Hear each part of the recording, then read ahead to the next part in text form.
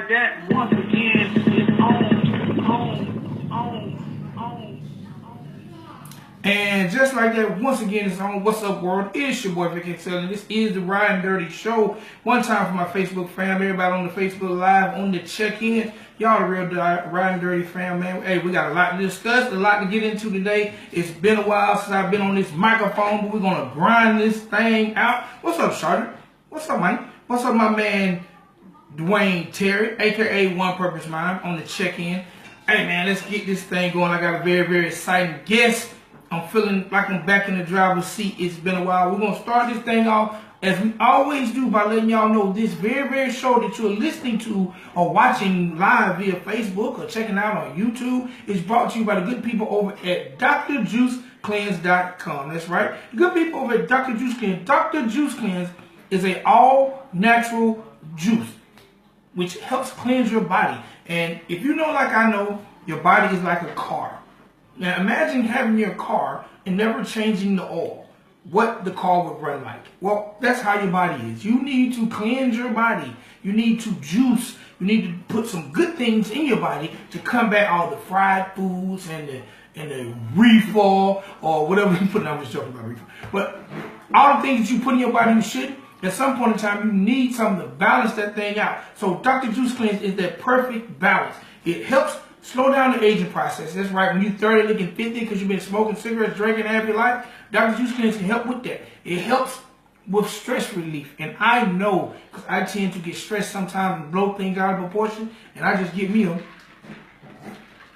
sip of Dr. Juice Cleanse. That don't work that damn fast. But it does help provide stress relief. Now, it can help remove toxins and all kind of icky stuff out your body.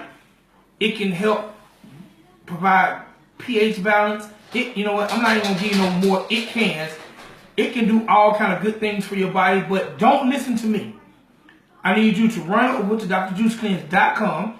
It's an independent minority-owned company, so go to drjuicecleanse.com and get the good word. Get the good news. Find out from the people what all it can do for you, and you can start juicing too. I'm looking to start back Juice Wednesdays. So if I can find some people who watch the show or maybe want to get involved, Juice Wednesdays, I want to bring it back. Juice Wednesdays is when we go 24 hours without eating anything solid, and all we do is drink juices and liquids for 24 hours. It gives our body time to digest all the gunk that we eat. So if anybody's interested in Juice Wednesday with me, holler at me, hit me on the inbox, hit me at Vic XL at Gmail, hit me on the Facebook, say, hey Vic, I want to juice. Let's start a Juice Wednesday group. Alright, and that's via the people at Dr. Juice Cleanse. I start juicing with Dr. Juice Cleanse.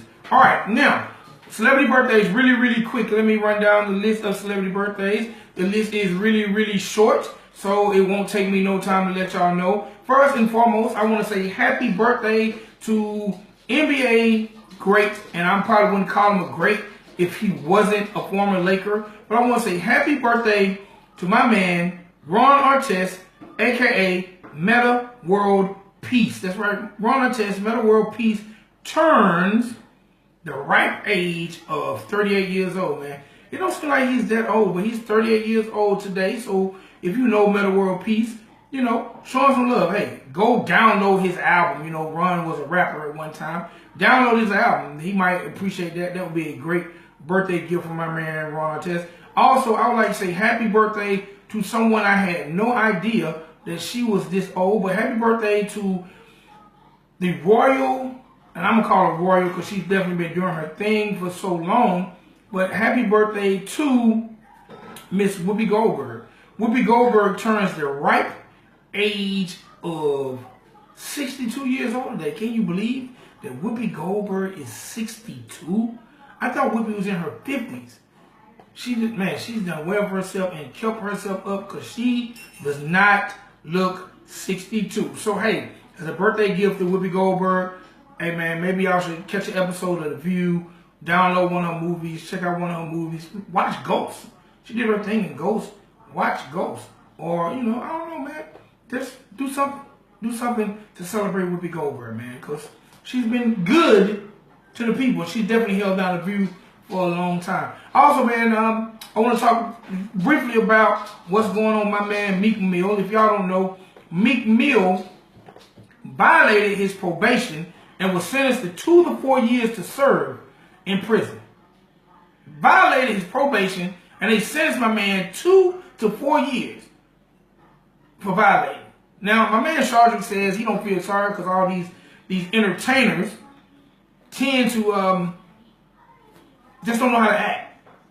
They tend not to know how to act. They got money and they can have a better way for life, and they don't know how to act. You know, me personally, I kind of agree with that because it seems like a lot of people who are in the spotlight or who have celebrity status tend to do a lot of monkey shit. But I do think 2 to 4 years is harsh for the things they say he did. Like, he broke up a fight.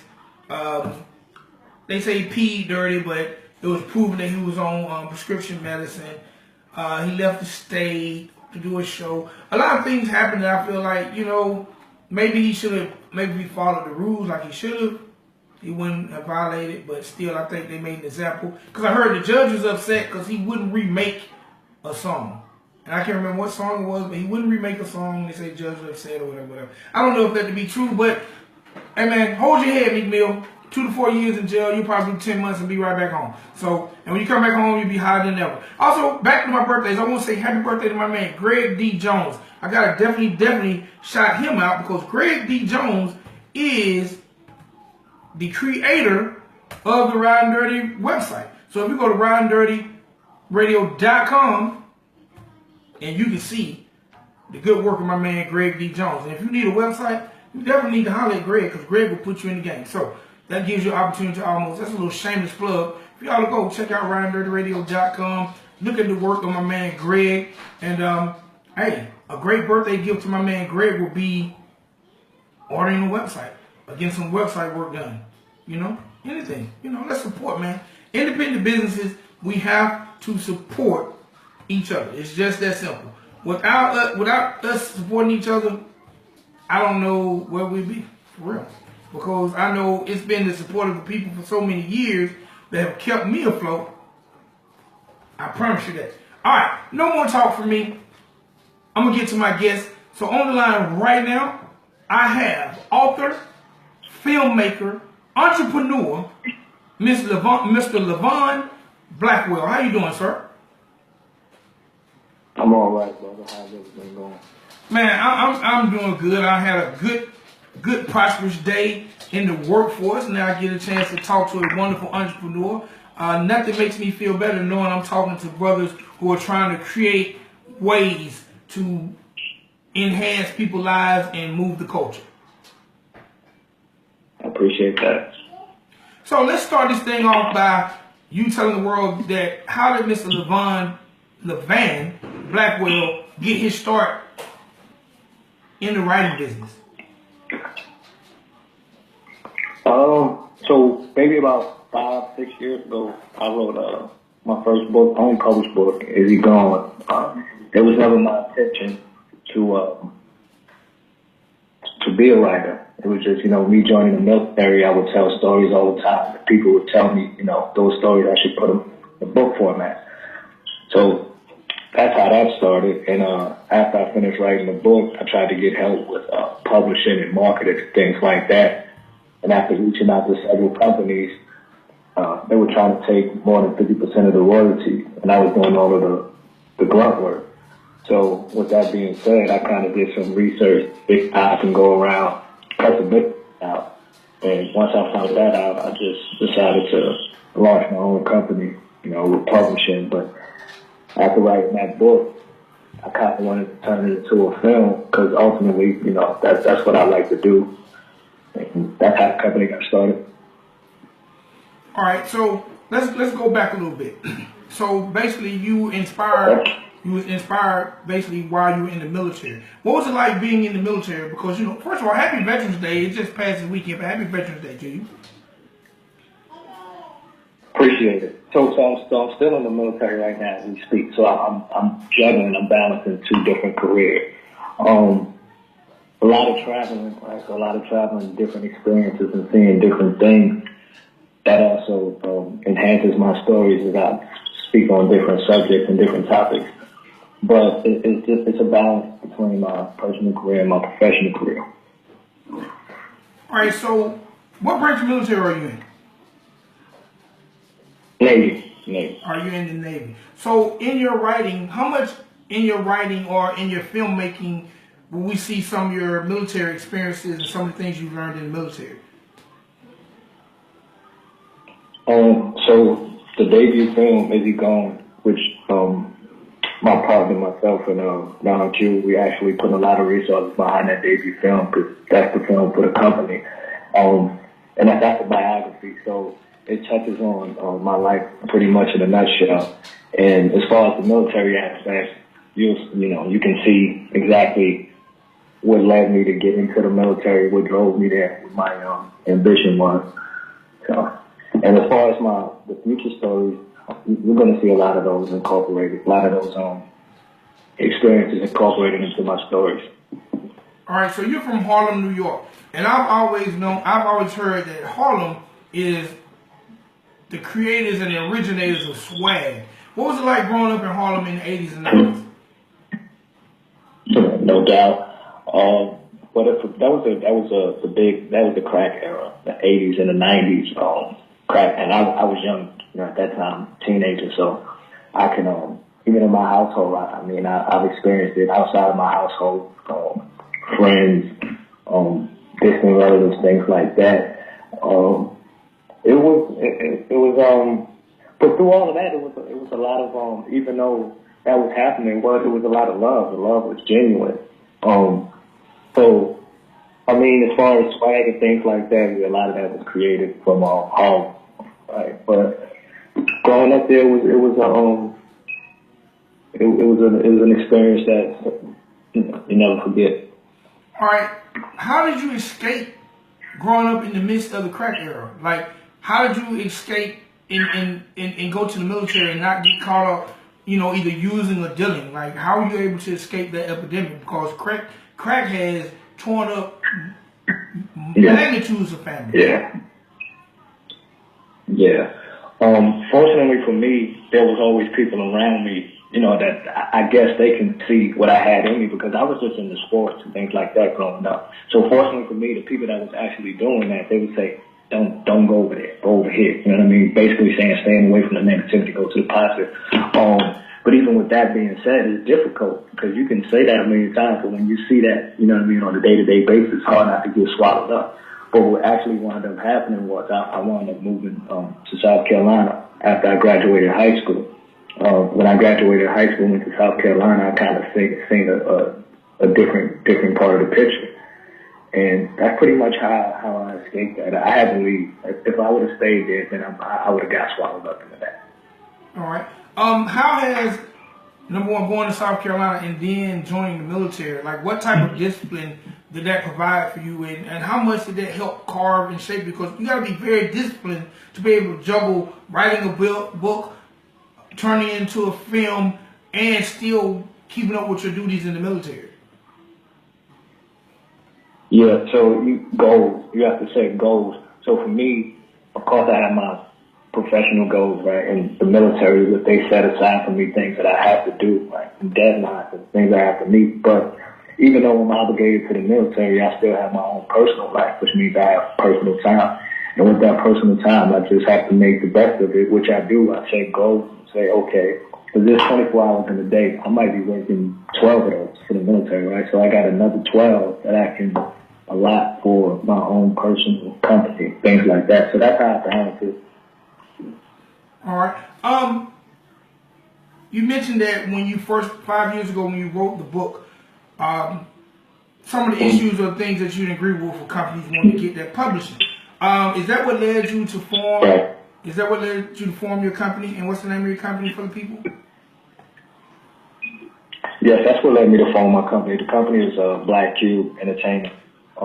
That's what led me to form the company because going through that. I said to myself, like, I wouldn't want anybody else to go through that because it was frustrating just to keep hearing, I'm going to take this, I'm going to take that, and I'm going to give you this, I'm going to give you that. That don't make no sense. If I'm putting in this work, well, you know what I mean? Like, you're not doing anything to be taking these royalties. So I didn't want anybody to go through what I was going through. So I was like, let's start my own company. And that's what I did. All right, how did the name come about, Black Cube?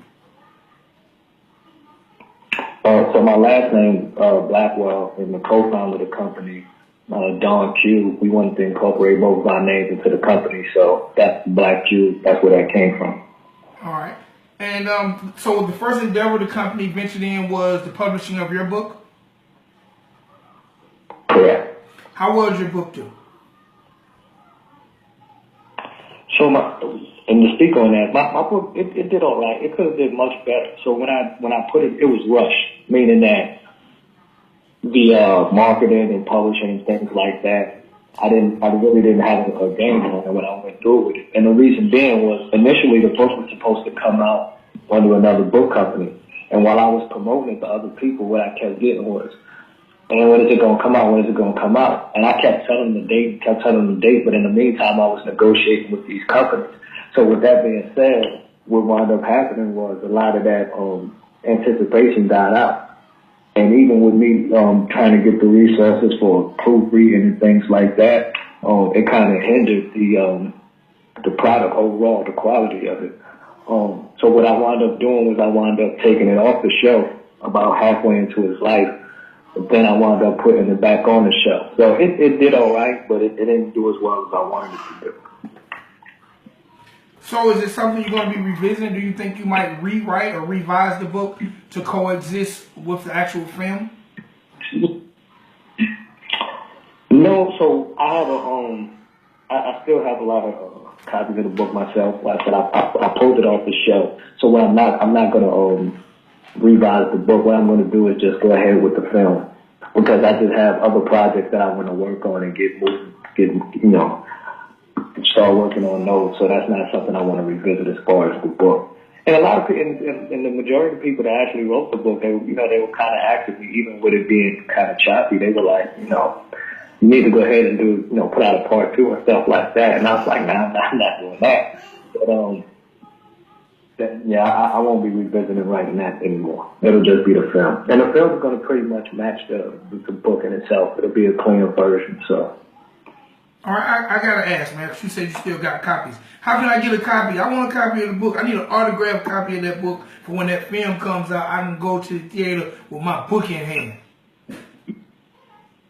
Got you, brother. All you gotta do is just, I got your information, so all you gotta do is just give me your mailing address, and I'll make sure I send you one. All right, now I want to ask some questions. Number one, being an independent author, being an independent publisher, what advice would you give to other authors or publishers out there who want to follow in your footsteps? Do your research. Do your research and find out, because it's very easy. Like you might say, how do I publish a book? And then you go to Google and you type that in there, and then a million companies pops up and say, okay, you can publish a book with me. Right? And that's pretty much how I started, and it was a big mistake for me. The advice that I would give to them would be to do your research and follow through. So what I mean by follow through is you have to have a goal, which was something I didn't have initially when I wrote the book, meaning that you have to figure out what audience you want to target, what do you want to talk about, how do you want to sell the book, what kind of royalties you want to receive, any joint ventures, things like that. So you just have to do your homework when you know this is something that you want to dive into. Okay. All right. Now, as a film producer, filmmaker goes, how do you feel about the state of independent urban films right now today? Do you think we need more? Do you think we're getting ample exposure? How do you feel about the state of independent urban films? I mean, I love them. I think we need to get more exposure. I think Netflix actually does a good job of promoting and showing those type of films. I think we need to get them on a bigger stage, because a lot of times I watch those films like on a smaller platform, and I'm saying to myself like, man, this is great. Like, this should be on a bigger platform. And I'm pretty sure when it comes down to making movies and things like that, it always comes to budgeting and financing. And a lot of people just go the low market route, which is something that I don't want to do, because I want to be hit the mainstream. I want to reach the masses. But as far as the independent film, they're great. I just think that we need a bigger market and more notoriety. All right. Now, being in the military, would that stop you or hinder you from starring in your own film, or will you be able to be in your own film? I will be able to be in my own film. I'm not sure. I'm actually was speaking with one of my cinematographers, Gregory Lasso, and we was actually talking about that. He was asking me, like, do you want to be in the film? And now that's something where I'm like, I really don't know if I want to do that, because, and it's touching on different stages of my life, from me being an infant to me growing up and going to the military. So the character would change, but me personally being in the movie, not likely. Possible, but not likely. All right, and it has nothing to do with the military. So if you were to be in your own film, would you give yourself a sex scene? Yeah. I gotta get some hot acting though. I mean, I was just wondering, if you were in your own film, would you give yourself a sex scene? Yeah, no doubt. I gotta incorporate that into it, because sometimes I see some of these movies and I see some steamy sex scenes. I'm like, man, I need to be the actor in that. So no doubt, yeah, I'll give myself a sex scene. All right. So, where does the film stand right now as far as us checking it out? Because I've seen the trailer, and I'm gonna be very honest, man. Listening to that 1 minute trailer made me want to watch that film. And as a matter of fact, I need everybody right now, let the people know your website so they can go check that trailer out. It's www.blackqent.com. So short for entertainment, again, www.blackqent.com. Where we at right now with the film is myself and Rhonda Parker. She's an acclaimed screenwriter. Actually has a couple of novels, films under her belt. We're kind of revisiting the script in itself and kind of doing a little bit of tweaking to get it into a movie format, because she's more experienced in that than I am. This is kind of like my first dive into it. So we're kind of revisiting the script in itself, but that should be done actually within the next couple of months, and the filming should start. We're projecting the filming to start maybe April, May of 2018, and the slated release for winter 2018. All right, are you trying to go the Netflix route? Or are you trying to go the big budget route? Or are you trying to go the straight to DVD route? Like, what's your route? Or what would you like to see for the film as far as it going? Coming out the box. So the first, right. So the first, our main priority is to pitch it to these major companies. That's the main agenda, to pitch it to these major companies.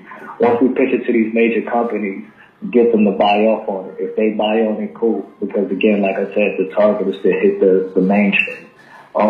If that doesn't go as planned, we'll start looking at the Netflix route, independent film, like that. But like I said, that's not something that I really want to do, because this story is just so personal to me that I really wanted to reach the masses. So if we have to fall back to Netflix or independent routes, that's fine as well.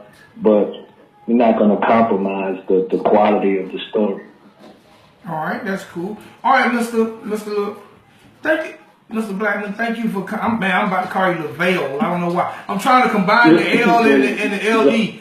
Levan, thank you for coming on the show, man.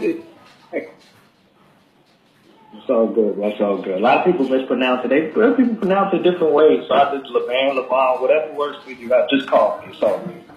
Well, thank you, sir, for coming on the show. Like I said, I had a chance to check out that trailer. It definitely made me want to check some things out and see what's coming with it. I'm very fascinated about lifestyle in Harlem. There need to be more movies about Harlem, because I've heard about such great things from Harlem, like Malcolm X was from Harlem. A lot of people didn't know that. So, a lot of famous people have great stories come from Harlem. So I'm definitely going to be checking it out, waiting for it. I'm going to send you my address, because I want to get a copy of that book. And, man, one more time, let people know your website so they can check out the trailer and keep up with you. Oh, no problem. The website, again, is www.blackqent.com. You can follow me on Facebook, Levan Blackwell, and Instagram, L_Black134. You can reach me in any three of those platforms. All right, appreciate it, my brother. I just sent you a request on Facebook. Please lock me in. Let's stay in touch, all right? No doubt, will do. Appreciate it. Thanks for the interview, brother. All right. Ladies and gentlemen, boys and girls, that was Mr. Levan Blackwell, author, filmmaker, definitely doing his thing. Also representing that military, man, the military life, man. More people out there, definitely, we need y'all in the military doing your thing. Because I ain't gonna fight. I ain't in no shape. So, shouts out to my man, Levan, though. Check him out. Check out the website. If you get a chance, get a copy of the book. Check out the trailer. Be on the lookout for the book. I'm about to be up out of here. But, as y'all know, I like to provide y'all with a little positive inspiration sometimes from the mouth of me and sometimes from the mouth of others. So, way back, a couple of years ago, not really way back, I started a segment when I was at RFG called Riding with Purpose. And this segment got such a great response by my man, One Purpose Mind, that I thought I'd bring it back. So, I'm going to close the show out. Hopefully, you'll find some inspiration in these words, because I always do. This is Riding with Purpose on the Ridin Durty Show. My man, One Purpose Mind. Y'all make sure y'all follow him on all social media platforms. Let's get it. Man, what's going on with y'all out there? Well, Vic XL, we're not dropping no track today. I'm gonna just give it to you straight, raw, and uncut, man. Had a lot of things going on this week. And in my mind, man, I was contemplating on, man, how to deliver this message, or whatever you call it, these words of encouragement to the people. And I'm gonna give it to you the best way possible.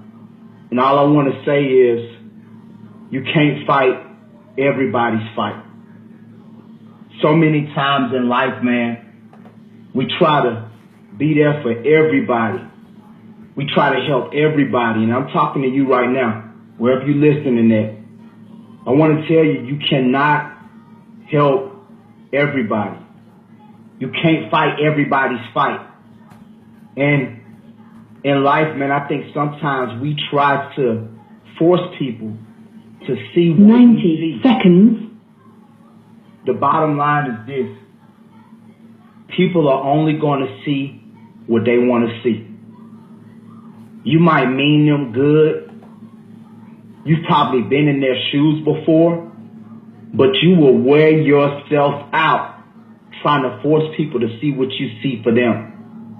You'll wear yourself out trying to help people that don't want to be helped. You'll spend 60 seconds. You'll waste money, time, because you're trying to help so many people out. And a lot of times what happens is you will get bitter in the midst of trying to help people that don't want to be helped or don't even ask for help, because you'll get bitter with them because they're not acknowledging your need or your desire to help them. Fight your fight. It's time to focus on you and your family. If you don't have a family, it's time to focus on you. Focus on your dreams, your goals, your vision, your career. Focus on your wife, your husband, your kids. 10 seconds. You cannot help everybody. You'll burn out. And I'm talking from experience. You will burn out trying to help people that don't want to be helped. And what happens is this. You're pouring all this wisdom, knowledge, and revelation, life experiences, time and resources into people. And you start to question yourself like, man, is this really working? I mean, it worked for me, but I don't see it working for the people that I'm giving it to.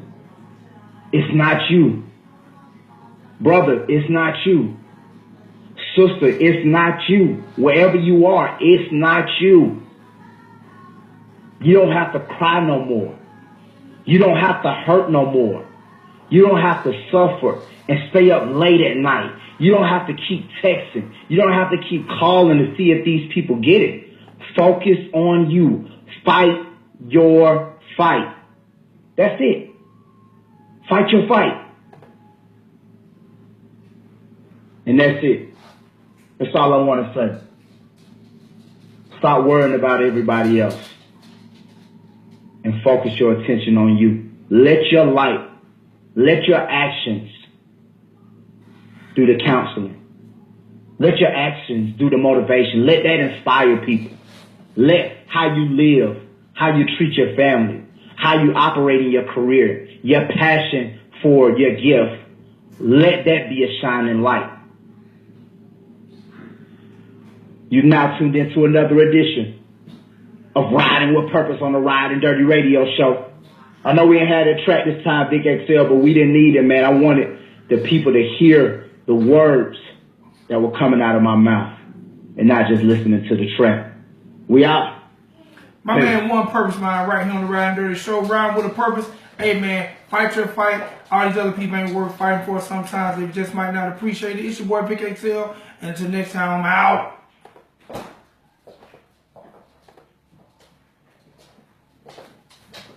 Thank you for using Blogtalk Radio.